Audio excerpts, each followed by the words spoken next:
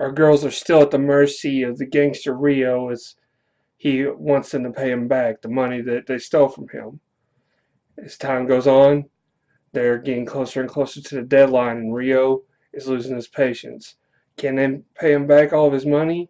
And what other burdens are they going to have to bear in order to get through this dilemma? Find out here on Nephilim Entertainment.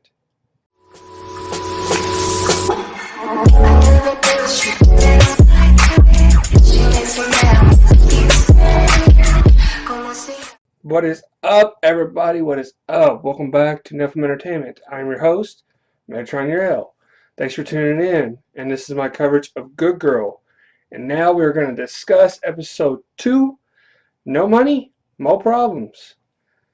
Our girls are handling this situation the best they can. You got Rudy, who is just diving into spending time with her kid and all of her kids' activities. You got Annie, who is more or less just enjoying the uniqueness that her daughter has to bear. Meanwhile, Beth is trying to sort of get things back to normal with her husband being out of the picture for the most part. So everything seems hunky-dory, right? Not really. Because why? One, they still owe money to the gangster Rio, and he is ever so impatient about this. We're finding out that the only witness who can identify them in the robbery, Boomer, is still alive and locked away in Beth's treehouse. So there's something good. So yeah, just when things are just getting more interesting, they decide they're going to, above all else, try to get the money in any means possible. That means Annie having to go to her ex to bum the money. Yeah, this guy's not exactly in a hurry to, help out his ex-girlfriend slash wife, whatever their relationship was, because he right now is trying to sue for the custody of their daughters. So naturally, he thinks the money is for the daughter. Not really, but can you really tell your ex who wants to prove that you be an unfit mother that, oh, by the way, I stole the money from gangsters, so yeah. Can you help me pay them back so that way they don't kill me? Yeah, that's really going to look good on our Annie. So, Dean, the father to Beth's family, is actually on the verge of a breakdown. And so is Ruby. So everyone seems to be falling apart in some way because Annie can't get the money from her ex. Ruby's dealing with the realization that her whole life might be just falling apart at the seams, but she can't go to her husband and tell him no, so they all have a breakdown. Whereas Dean has his sort of run its course, Ruby's stopped in her tracks by her husband and reminded that, hey, we just got to keep on pushing, we got to keep on going. So naturally, Ruby sort of takes the bull by the horns and encourages the girls, all right, we got to take care of some things right now. What does that include? Boomer. Boomer is our first priority, and I honestly thought with the whack of back of the head that Beth gave him in the first episode, ooh, he dead. They done got robbery, now murder. Whoo, yeah. So, interesting thing is that he's alive, but how are they gonna handle this? Well, Boomer gotta love the guy, I guess, because he's brave enough to talk smack to these girls. Basically point out that, hey, you're character flawed, hey, you're a waste of space, you're just some dumb bimbos that happen to get a lucky shot on me, now let me go, and I promise to not ruin your life. Yeah, and he pretty much threatens them that, when he gets free, he's going to tell them all their dirty little secrets. And that would intimidate most, I guess, but he strongly underestimated Beth and Annie's intelligence. I was rather startled at the whole thing. I mean, yeah, these girls were smart enough to pull off a robbery, but I don't know if this was spur at the moment or something they had planned down their heads on how to intimidate Boomer, because it worked. Even I was impressed. They pretty much put him in his check, so now we find out that he's got supposedly a rich grandma who doesn't trust the banks. Go figure. And now she's got basically money underneath the mattress. So How are we going to handle this situation? We're going to rob her. We're going to rob a little old lady of her money. So, while they're planning out the stage of this, we find out something interesting about Beth. Because when they go over to her house to try to sneak in, she is there. Just because she doesn't answer her phone doesn't mean she's not there, girls. They're not this. She's not part of this generation where our phones are glued to the side of our heads. No, she's there, but we find out Beth is an incredibly liar. She lies right on the spot. I mean, oh my God. This girl, remind me to call Beth for an alibi. Jesus. The minute the grandma opens the door and who are you? She comes up on the spot with a lie just like that. I can tell.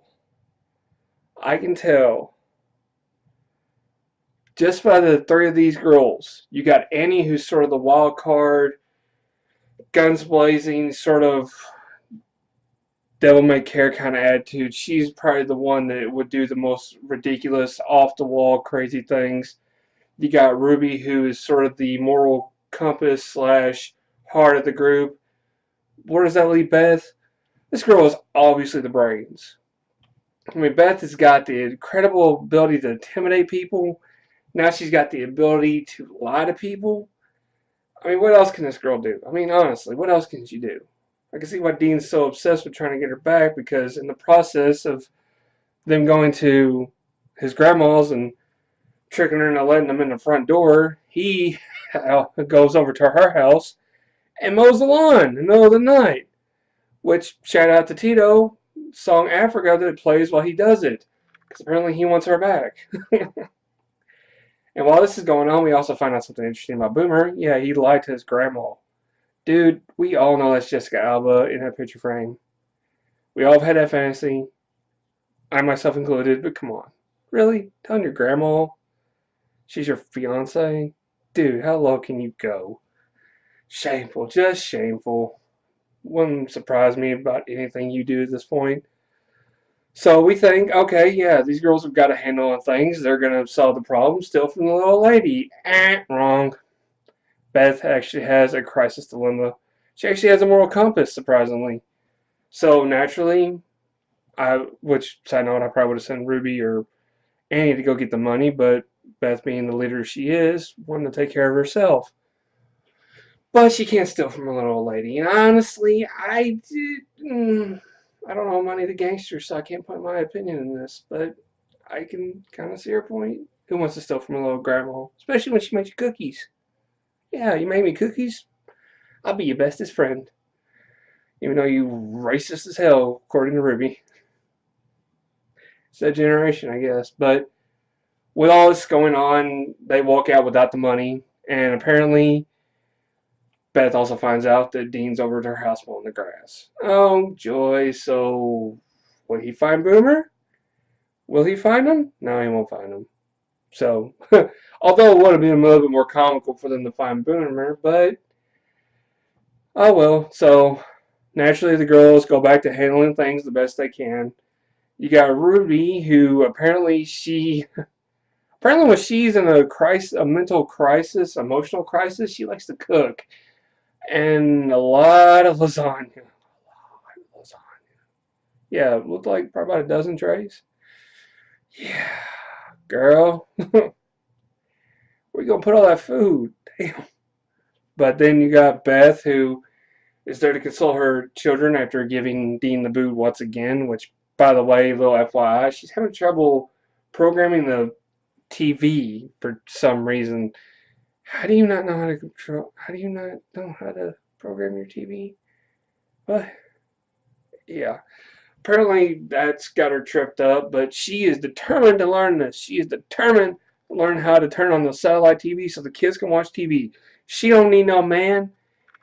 Of all the things that you could show her having a crisis over where she needs to show her independence, changing the damn the satellite dish? Really? I mean, what are we living in pre-2000 era? Oh my God. And lastly, we have Annie, who actually is fully prepared to give her ex rights to their daughter, which I'm seeing this sort of as sort of like a safety net. Maybe sort of if I come up missing or something happens, my daughter can go to you and I can just be a tragic story for her to always question, I guess. But in the process of this, we find out that Annie actually did steal some knickknacks from the grandma. And much to everyone's reluctance, she posts them on eBay where they're going for almost $7,000 to $8,000 a piece. Oh, girl! I need to start going to secondhand stores more. So tell them what kind of treasures you find there. So that might solve the crisis, right? I mean, after all, they're only maybe 6, 7 grand short, maybe, possibly. So when they show Rio their discovery and show him, hey, you can get on here and these little figurines can sell for quite a fortune. Problem solved, right? I mean, right? No. Either Rio is not very tech savvy or he wants solid physical cash, not empty promises and a bunch of computer stuff that he probably doesn't understand to begin with. I don't know though. Rio seems pretty smart, so he might have a handle on the whole getting on a computer. Maybe you should ask him to fix your satellite TV. But yeah, he's not entirely happy, so he's ready to smash up things, and he tells his boys pretty much do your thing. So naturally, they try to rule the whole house, and they're ready to kill the girls. So this is the end, right? So yeah, that's a very short TV series, right? Wrong. Beth, once again. Beth is a wonder, and I liked Annie because she was sort of the wild girl, the wild card of the group. You know, she was the devil may care, sort of, will do anything at the spur of the moment kind of girl. But I'm really starting to like Beth. Beth is actually showing a lot of just panache. I mean, like I said, first she intimidates Boomer, then she lies to the grandma on the spot. Now she's actually able to convince Rio that killing them would be a big mistake, and not only that, but jeopardize his whole operation. And Rio, respecting her words, actually has his boys put their guns down and they leave. What? Yeah, apparently that was enough to convince Rio to not kill him for now. So, damn, girl.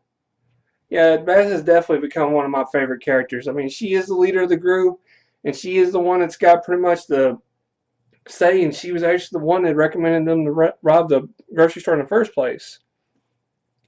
So where does that leave us? Oh, there's just that little crisis of Boomer. Apparently him, in the midst of all this, gets away.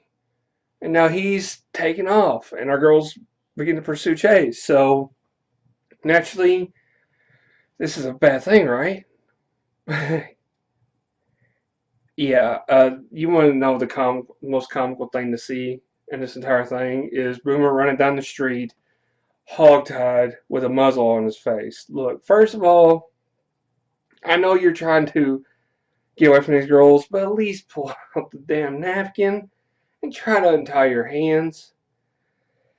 Anyway, he gets down, finally falls basically over a dirt mound, and he volunteers to go take care of this crisis. Well, for some reason, she takes off his pants. At this point, I know what she's going to do. This girl is the wild card, sort of the what are you doing kind of person, so there's no telling, right?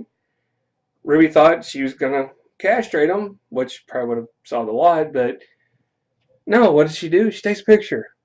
Huh? She takes a picture and sends it to somebody, claiming it was sent to her daughter, her 11-year-old daughter. Yeah, that is the ultimate blackmail right there. Not only is it dirty and sneaky and underhanded, it's actually ingenious. So, naturally, Boomer is told that if he tells anybody about them robbing the store, he's going to show everybody the picture he sent to her 11-year-old daughter. Right at that point, I'd just be like, you know what? Hey, I'm sorry. I'm sorry. You will never see me again. No man wants to be accused of that. No man. I'm sorry. No good man. No good man wants. Which I don't know if Boomer's a good man. Maybe not. But still, that is just, whew, yeah. Yeah, it must run in a family of them being pretty damn smart. So, with all this resolved, Boomer's now out of their hair. Rio apparently backed off, except for the fact that he's now showing up in the backyard tutoring best son in math.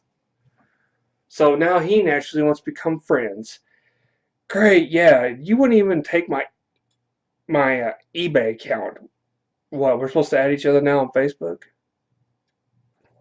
Up next, for good girls. Okay, apparently Rio has this idea of maybe the girls going and picking up something for them in Canada, for him in Canada. So yeah, this is gonna be very interesting. Either it's guns, drugs, or money, or a mixture of the three.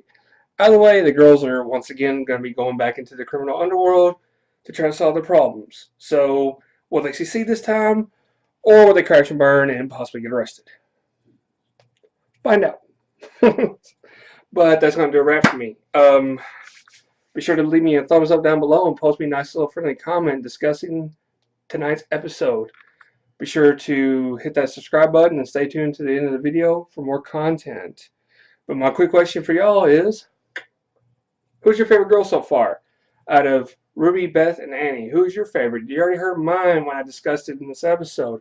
Who's yours? Let's discuss. But I'm Metatron L, and you're watching Nephilim Entertainment. To all you daydreamers and creators out there, keep your heads in the clouds. Peace.